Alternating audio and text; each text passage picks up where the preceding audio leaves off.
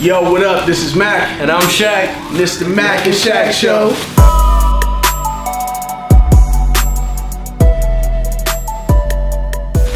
Yo, we're here with Pearl today. They're gonna give us a quick tour on their facility, show us how it's done.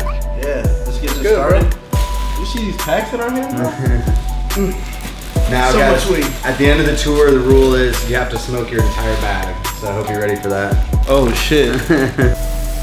So I was just showing the guys some flowers here from some of our growers. For example, you can see all sorts of different flour will come in here. We got like stuff from trim, popcorn, up to just like straight nug runs. Really just depends on who we're sourcing it from. We source from about 5 or 6 farms total. Try to have really good partnerships with those farms. 100% sourced from inside Washington. Mainly a lot of our stuff right now is from Lazy Bee over in Winthrop. Those guys do like really clean outdoor grow.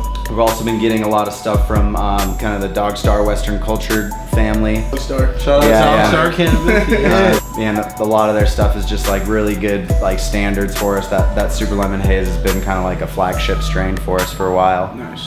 You can see, for example, like this is kind of our current menu right up here. We usually have 2 to 3 new strains popping up every week. We produce in pretty small batches for the most part. Most strains that we finish off, they'll be on the menu for 2 to 3 weeks and then they're gone. Nice. And sometimes we'll get that flower back from another grower. How much do you go through in a month? In a month, I'd say we're probably going through maybe close to like 9 to 10,000 cartridges. Nice. This is our filling machine right here, which not operating right now, but it's been a pretty great upgrade for us. It allows us to fill at a really low temperature. When we're putting that oil into the cartridges, we want to be able to fill it, you know, at a low temperature, not bring it up to heat, because as soon as you start to bring that up to heat, you're gonna allow the terpenes to kind of change and stuff like that. As well as damage the cartridge sometimes too. Yeah, exactly. You can have those pre-fails and stuff like that. So this has been helping us cut down on those fails now. We're basically down to like a below 2% fail rate on all our cartridges. Oh wow. Yeah, we just upgraded to a new disposable design here, as you can see.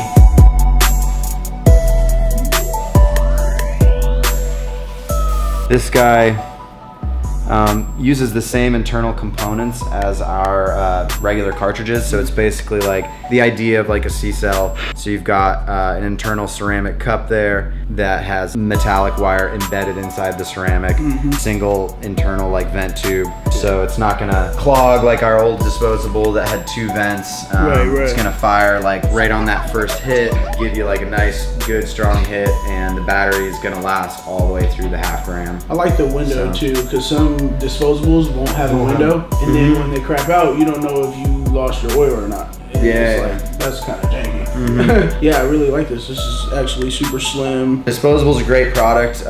It's a really great option for you know, giving as a gift, or like for someone who wants to try like cartridges for the first time. Maybe they're visiting, they don't really want to like buy a battery and stuff like that. We also do a poly cartridge, and same kind of internal components there. We're not using a wick like a lot of poly cartridges out there still. I hate the wick. The poly cartridge actually has like an incredibly low fail rate. It's food grade polycarbonate in there. So, you know, as with any polycarbonate or any poly substance, over time there might be a little bit of like breakdown. You really don't have to worry about that happening there, because that's just food grade polycarbonate. It's not gonna hurt you or have any weird plastic stuff kind of leaching out. Yeah, and then we also do some glass carts as well. This would be basically what our half gram cart looks like. Glass cart. We're going to be actually upgrading these to an even more dependable model. I'll have to show you next door. But we do also do a full gram cartridge available at a handful of stores. We have about 25 vendors in the state right now, and just a couple of them carry the whole lineup basically. What are you guys blasting your stuff with? What are you guys using? So we use CO2. CO2. Yeah, I guess that's a good opportunity for us to kind of like start out. So basically what we would do before we do CO2 extraction is we'd decarb all the product. So we have some kind of like large food grade, like industrial grade ovens. We pull all the moisture off those plants. I'd show you those ovens, but they're in our one room of the facility that we just don't take folks in. And it's kind of like our secret room. that's kind of what we feel is like the real special part about what we're doing when it comes to our oil is, you know, we're pulling those terpenes off. That's the first step we're gonna do is like we're gonna pull those terpenes off and we're gonna preserve them. You know, you guys for are each super strain. tedious about that. I've always noticed that. Yeah, and we're gonna separate that hydrosol off there, and it's literally just gonna be like the aromatic oil. Nice. So we're gonna put that aside, and then we'll basically take dry flower, and we'll go into this room. This is a waters extraction machine, kind of like a research grade. Have you guys ever seen kind of something like this style? Yeah. A little smaller Like style. bubble hash? But it's not as large scale as a lot of the stuff that's being used in the 502 industry right now. Like a heated machine, for example. The waters is a little bit more like not industrial grade, a little bit more like research grade. These large canisters, which are running right now, you can feel they're warm. We'll pack these with the dried flour. So that decarb flour has been activated, right? So it's like basically, it's gonna get you high at that point. And so we'll pack it in these canisters, say like 2 or 3 pounds. Okay. Yeah, and then again, like if it's depends on the flour, obviously. But they'll pack that in there, screw that top on. There's a compressor here, a heat exchanger, and then a compressor down here. CO2 will get pumped into those, and those will bring that CO2 up to a supercritical level. That CO2 will go into this chamber, fill it up all the way with supercritical CO2, and then as it comes back through this tube, it's going to be pulling all those like high density cannabinoids with it, other plant waxes and flavonoids and things like that. And then it comes out and it kind of waterfalls through these 3 different things. And as you can see, like this is just the leftover. Like this will come out like blonde, creamy, you know, like really nice, like high-end, like almost basically like dabbable wax, kind of. But it doesn't have a lot of terpenes in there at that point. The next run will be like a little bit darker, then the last one will be the most opaque. So we'll take all 3 of those and we'll re-blend them back together. An ethanol process on it after that. So we use like 200 proof, like food grade ethanol, and that happens in the next room. Grab something out of here really quick. So when it comes out of the waters machine, it's gonna look a lot like this, depending on the strain. Almost like a peanut butter. Probably smells pretty hashy. Yeah, it does. Super hashy. What is this? The black cherry soda? Yeah, black cherry soda. Yeah, so pretty solid stuff. And so then we'll take this stuff, we put it in the centrifuge tube, which... If y'all don't know, this is hard work. We need to be thanking these people and giving them the props they deserve. Yeah. Got this shit down to the science. This is basically like just a research grade Nalgene bottle, and in here we'll put the wax along with that food grade ethanol. We're gonna put it in a chemistry lab style centrifuge. It's just gonna spin it at a really high rate, and that's gonna allow the ethanol to basically strip all of the cannabinoids out of the wax. So you're left with like a really dark liquid like that, which is basically like an ethanol solution that's high in cannabinoids. There's not really too many standards in the state right now as far as how much residual alcohol you can leave in your cartridges or your vape oil and stuff like that. We're hoping that the state will put a little bit more of a standard on that. A lot of folks are comfortable just kind of reducing that ethanol content or the alcohol content down to like a couple thousand parts per million. If you're vaporizing something, really shouldn't have really any residual alcohol or as little as possible. So what we do is we'll, after we pulled this out, we'll put it in a roto vape over here, which this roto vape, we'll put that hash oil in there with the ethanol. The water from this is going to heat this, which is going to allow the ethanol to evaporate off. Then we'll take the ethanol and recycle that and reuse the ethanol as well. And we can usually, again, reuse that ethanol so that we don't have to get a lot of ethanol delivered very often. We're gonna make sure to pull off enough alcohol to get that below 500 parts per million. So pretty much everything we have is guaranteed below at least 1,000 parts per million, but we're always shooting that for that like 500 parts per million, like basically 99.999% hash oil. Right. And then maybe a very small residual amount of alcohol, but there's an incentive to leave that alcohol in your product because it's gonna allow the cartridge to run easier, run smoother. Once we've pulled all the alcohol out, we'll back out here. So I'll show you basically what we're left with then.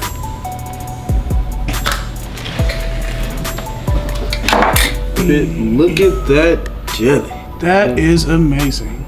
That just makes me want to smoke. It smells so good when I smelled the jar earlier, though. That's a berry haze. So you're left with this like very thick, viscous oil. Mm-hmm. If you're looking into your cartridge and you're tipping it and it's running, you know, like it's watery, you should be kind of curious about what else is going on in that cartridge. So what we'll do with this oil here, this actually already has terpenes in it. So before it has the terpenes out of it, it'll be even thicker than this. We'll add, into that raw oil, we'll add about 7% terpenes. We'll add about 7% of that back into this oil before we put it into the cartridges. Tastes just like it smells. Yeah. Tastes just like it smells. Yeah, and that's, you know, terpenes are a big part of our story basically because, you know, like you guys know, and you know the gospel that you guys are always trying to spread, that like it's not just about the flavor, you know, the flavor is going to determine that whole effect. And you know, I think there's a lot of really great products on the market these days, but for us it's challenging because we're always kind of telling people that our stuff is pure, you know, and it's just our opinion, like we can get a really wide spectrum of terpenes. They test our product for up to 50 different terpenes when we have it tested, but you know, cannabis strains can hold upwards of like 100. It's got a breakdown of all the terpenes in there, which is pretty cool to see. So that's going to give you an idea. As for example, with this sour apple, it's high in caryophyllene and myrcene. What's your favorite? My favorite terpene? I really like pinene. Yeah. It reminds me of pine trees. Right. Enables me to get kind of stoned, but I feel like it kind of keeps a little focus in there. Kind of wakes you up. Yeah, exactly. Kind of like wakes you up. What's your favorite? Big fan of, I'm a real big fan of like the citrus and the limonene and stuff like that. I'm more like a Dutch tree fan, so I like the pinene and that. I don't know how to pronounce the eucalyptus. Oh yeah, eucalyptol. Yeah. Okay. Very strong in that for sure. Yeah, absolutely. I don't know what it is about that taste. I love that guys' shit is affordable too. Yeah, absolutely. So affordable. For it to be this pure, for it to have so much attention, it's affordable. $35 a card or something like that in the stores. It's really good price. So thanks for accommodating the economy too. Yeah, absolutely. Hell yeah. Absolutely. And that's like important to us. We don't, you know, like we consider our oil definitely like a premium oil, but it doesn't necessarily have to be like, you know, super pricey stuff for us to get it on the market. And so we're just growing slowly, but really. Is the fact that the like technology changing all the time, does that kind of bother you? Because you guys got the oil locked down. Yeah. You guys do fine tuning, I'm sure. I mean, like, it's a part of the game, you know. I mean, we realize that like in order to like vape like straight up 100% cannabis oil, you're gonna have to have like really good solid hardware. Right. You can't just be using a cheap cart, and so you know, that's definitely part of it. But it's a little frustrating, but at the same time we kind of just laugh at it because sandbagged. You're like, damn, they got the new stuff out 6 months later. Right. Our tech's pretty good for sure, but there'll always be like, you know, a new fancy gadget for vaping that's like cooler and like lights up and plays a song when you hit it or something. Same as cell phones. You know, yeah, exactly. But we're always just trying to press that message of like, you know, we'll do our best to have like a really great cartridge, but the bottom line is like what goes into that cartridge. Yeah, exactly. Like, you know, the story behind that, and that's like, you know, like something that like the owners of the company set out to provide was like, they're like, I want a cart that hits like weed, tastes like weed, you know, is 100% weed, and gets me high like weed. You know what I mean? Like, I don't want some fake, without the residuals, like half version of that. Exactly. Yeah. Terpenes, cannabis specific terpenes as well, you know, like a lot of folks will make terpene profiles in a lab, and whether that even is like derived from like, you know, an organic botanical resource, it's still not coming from cannabis. And like, I guess on the molecular level, when you break those terpenes down, they're basically molecularly the same thing. But like, one of the reasons cannabis is so amazing is it's been bred and rebred and bred so many times in so many amazing different crazy dynamic ways that like, you can't tell me that like some guy in a lab's gonna sit down and create like a strain that's like as nuanced as like some Dutch treat, you know, like like that's gonna have like small amounts of like maybe 100, maybe 200 or more different terpenes in there, that he's gonna take like 15 different terpenes and try to like break down this and be like, all right, bro, that's Dutch tree. Right. It's like, come on now, man, that's not Dutch tree. Like, right. It's like trying to replicate nature. Yeah. I can tell what I want out of a certain strain more off the terpenes than the numbers, and that's really what they're pushing, is for you guys to find what terpenes you really like and zone in on what strain has those terpenes, so you can get that same high you want, that same feeling, that same taste you want every single time. Just talk to your bud tender, you know, like bud tenders smoke it, they dab it, they know all that shit, and so they're gonna know. They tour the facilities, they meet the growers. They're not only gonna know like what the fire, oil, and weed is, they're gonna know like what's the cleanest shit and who's doing their due diligence and who's doing their homework, and you know, who really cares about their product. Yeah, the bud tenders are just the best resource for the consumers. Well, holla at your bud tenders.